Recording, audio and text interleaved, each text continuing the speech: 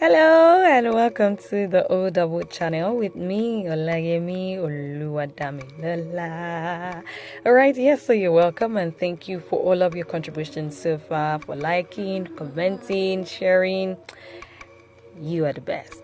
Yes. So back to today's topic and gist. So my friend called me yesterday and it was quite a sad moment. You know those moments where they call you and you just cannot tell them, like, that's not when they went to hear you say Jesus. They didn't know about Jesus, but I didn't even know what to say. So I'm going to tell you before you start asking me what exactly is going on with you, Dami. So my friend was sent away from her job yesterday and I was like, I didn't see that coming. What exactly happened? And then she told me she was involved in office gossip. Again, and I'm like, kind of office gossip did you get yourself into that? I had to, as in it was so bad, you had to come off, like they had to send you away. So she told me that, the person who brought the gist, apparently she didn't know that the person, came with, you recorded the content or whatever it is that they all said. And it looks like she said the most. And I know my friend, she can talk to save herself. Is that bad? She can really talk, and I'm sure she spoke and spoken led her to being sent out of a job. So she's currently out of job now. This is not me mocking her, but like they say, we learn from experiences, and I took permission before coming to say this. Yes, so I asked her if it's something I can talk about and I can share with people, and she was like, she doesn't mind, people need to learn. She didn't know, and the funny enough, the person who did this to her is a friend, supposed friend in the office. So she felt like, oh, you brought the gist to me, so let's talk. But she's learned a lesson, and never, if she gets another job, when she gets another job, she's learned to always mind her damn business. Yes, and it's something we also need to learn. I need to learn, you need to learn, everybody needs to learn how to keep mouth shut and say no to office gossip. I know it can be very hard, as in you just have some people that they're always having gist. You don't even know where they get it from, but they are just always having gist and they're always bringing it. And sometimes the gist is always juicy. You just cannot keep your mouth shut to say, I'm not going to be a part of this gist. God help me. Oh Lord. So anyways, my friend is out of job and it's just sad, but I know very soon she's going to get another one. But what did we learn? What did I learn? Is to do away with gossip if possible. So that is why I'm going to talk about how to, do away with gossip, how to not be the, part of gossip, and how to do away with gossip totally. If it's possible, great. But, it's actually, we need to just try. So that's what I'm going to be talking about, how to stay away of the gossip loop, how to stay out of gossip loop. Avoiding office gossip or church gossip or community gossip, it can be a very difficult task. Yes, I tell you, because sometimes you just want to stay on your own, but some people don't get the memo. They will just still come to you and just say something to you. And sometimes you're always tempted to have a reply. Lord Jesus, have some mercy on your girl.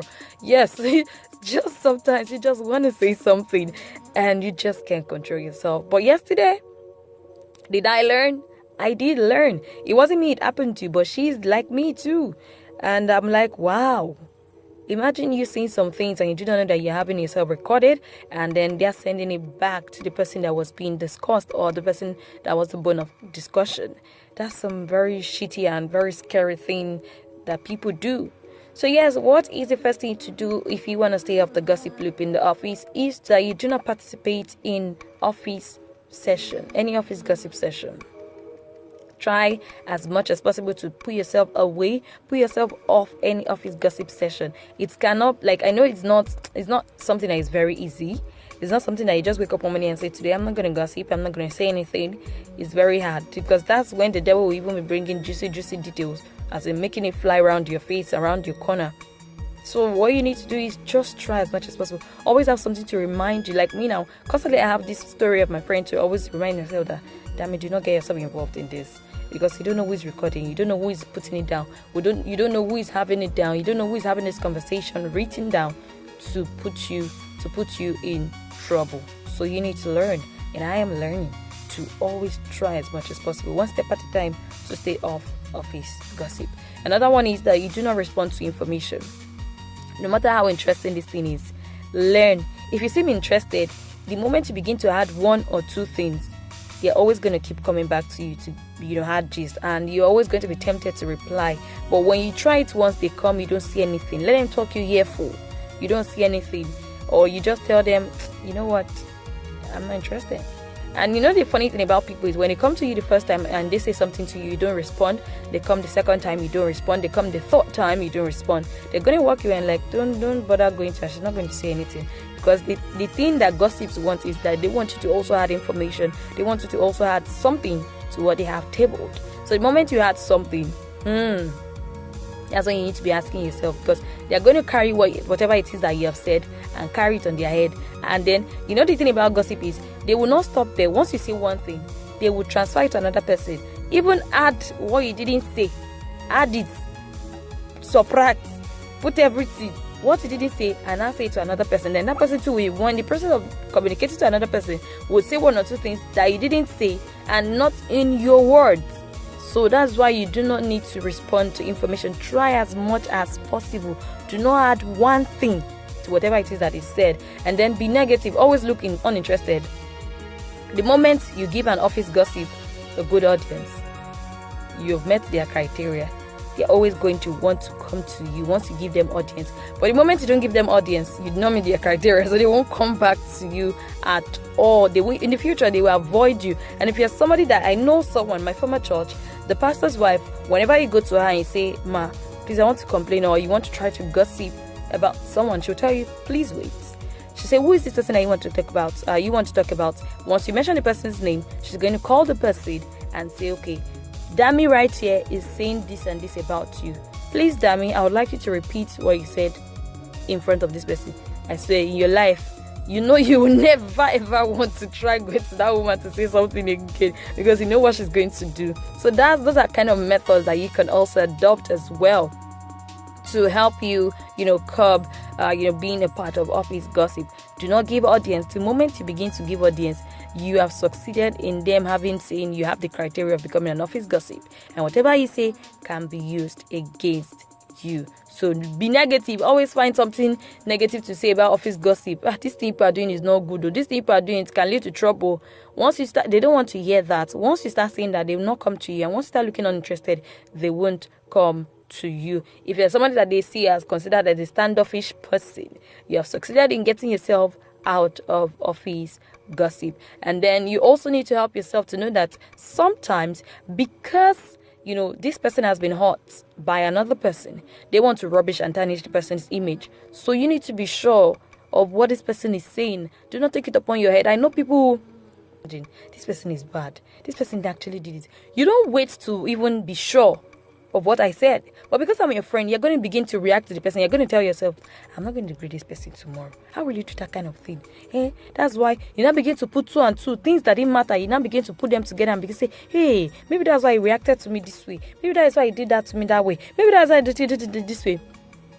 So sometimes you need to be sure of what this person is saying. Some people would come and tell you rubbish because they don't like the person, or because they're jealous of the person, or because they see that the person is the most loved in the office and they don't like it. So they're going to find a way to always want to rubbish and tarnish the person's image. So you need to work on that as well. And then how to avoid being the subject of gossip in the office. How do you avoid that? First, you need to learn how to keep your personal life private. It is not everybody that loves you in your office, my dear. Don't think it's that somebody is smiling at you. "Oh, how are you? What's going on with you? Are you fine?" My dear, doesn't mean. See this smiling face. You see the AG? It's the same face I would do like this. Yes. So it's not everybody that is smiling at you that loves you. So you need to learn to keep anything that is personal. Keep it personal, please. Keep it personal. Not everybody, you be complaining, they snatched your husband, they snatched your boyfriend, they snatched this. But then you forgot you were the one telling them, my husband buys this for me. My husband takes me this. Meanwhile, that person is looking for the husband that will do that for him or her. Or wife, husband and wife that will do that for him or her. And then you go about telling them, my husband is a nice one. He's always opening the car door for me. He opens the house door for me. He does this, he cooks for me. Thank you very much for the information. Clap for yourself. Where does her? Where don't ma? And then I snatch the husband the next day or the next month, and you're not complaining. You have forgotten that you shared personal information. Your personal life is nobody's business. The ones you want to share, share. The ones you don't want to share, please keep your mouth shut. Thank you. Okay, another one is that you should learn to, even if I know that sometimes we have burdens, we have things that we want to let out. And there are moments in our life where you can't hold it anymore. And you just need to speak with somebody. Please make sure that the person you want to speak with is not a gossip. It's not somebody that you will tell and the whole office people will know what is going on in your life. Or someone that will now make jest of you with it, someone that will insult you with it, someone that will now go behind you and, be using it to insult you, be using it to judge you, use it to, begin to do some things. Maybe the person hears that they want to promote you and the person, you can't promote her, she has sickness, so imagine that kind of thing. So you need to be sure of the person you're giving information to or the person you are speaking with concerning your life. You need to be sure. And also the last one I will talk about in how to keep yourself away from being the office, subject matter is that you keep your professional life and things secure. I have been in a place where the person just wants to know everything going on with you. I don't know if the person is scared, if the person is hiding something, but he just wants to know. So when you are doing something on the system, he would act like he wants to pass, he wants to go somewhere and pass behind your back and stay. Sometimes I act like I don't see him, and sometimes I confront like, what's all this? What's all this? You're a man, for crying out loud. Do you get? He just comes and stands behind you, reading all what you're doing. Like, I'm like, what's going on? Or he plugs his ears and acts like he's listening to something, meanwhile he's listening to your conversation. And you need to be able to put your system, password it. Yes, password it. Nobody says you should not password it. You should always remember your password. That's important. Yes, so please keep your professional life private as well. You're going for training, you're going for whatever it is. Please keep them private. Please keep them private, because I've really learned yesterday, office gossip. Who would have thought that minor and we were just talking would have led to that? But I've learned too, and I'm sure my friend has learned. So now I want you to learn. Different things happen to different people. It could have been a messier situation. You could have, imagine if it was somewhere that did not send you off and they make sure that you don't get jobs somewhere else. So we need to be careful. Let's not use our mouth to hinder blessings, to hinder things that God has, blessed us with. So let's be careful on how we talk to people, how we interfere in situations, in matters, in discussions, and the things that we say. And the thing about words is that once it comes off, you can't pack it and say, I didn't say. It's now in a case where at least you can even deny. If nobody was there, was just the both of you, could deny it and say, no, I didn't say it though. But now in a case where these days people record things that you say, how do you want to deny that?